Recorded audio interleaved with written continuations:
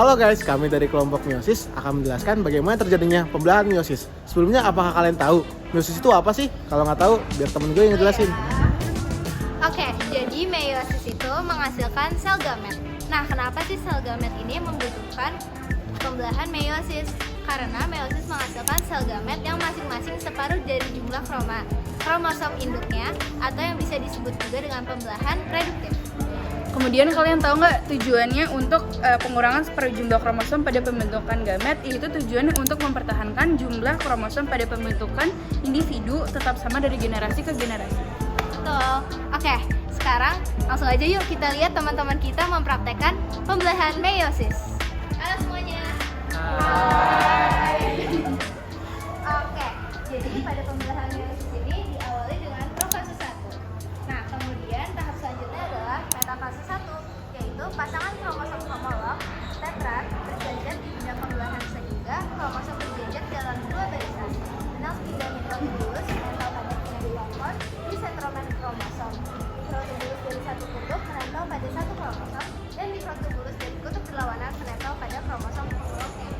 Nah, kemudian tahap selanjutnya adalah anafase 1. Nah, anafase 1 itu adalah kromosom homolog bermigrasi ke dua kutub berlawanan karena benang spindel menarik kromosom ke arah yang berlawanan. Kromatid bersaudara dari kromosom masih disatukan oleh sentromernya.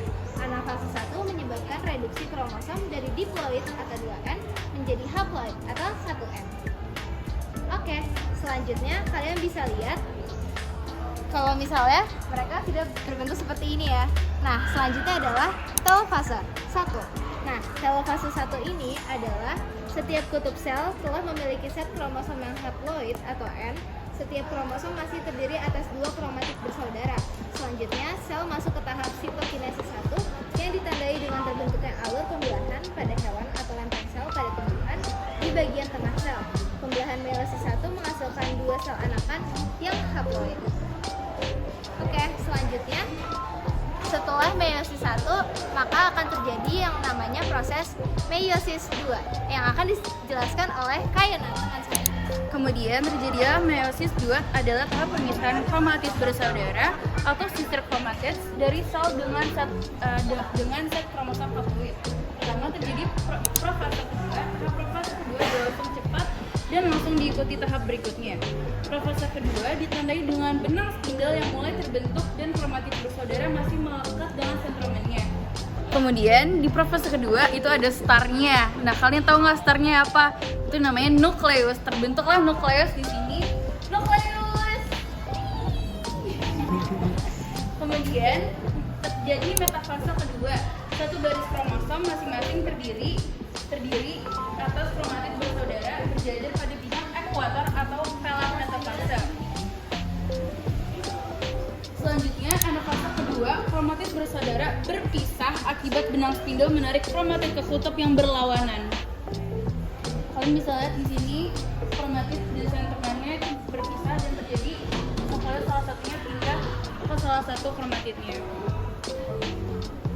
Dan terakhir terjadi tahap telofase kedua ditandai dengan mulai terbentuk anak inti dan membran inti pada kedua kutub sel. Saat sitokinesis kedua, di bagian tengah antara dua induk sel akan terbentuk alur pembelahan pada hewan atau lempeng sel pada tumbuhan. Struktur tersebut melekuk ke arah dalam hingga sitoplasma terbagi secara sempurna menghasilkan 4 sel anakan haploid. Oke guys, jadi proses meiosis itu sudah selesai. Yuk kita lihat yuk dalam satu sel pembelahannya. Jadi ada apa aja sih? Ada kromosom, kemudian ada siapa itu di belakang? Sentromer. Ada juga nukleus dan terbentuk ada 4 deh. Dadah. Terima kasih telah menonton video ini. Dan Bye-bye. Bye-bye, thank you. Semoga bisa Thank you. dipahami ya. Thank you. Bye-bye.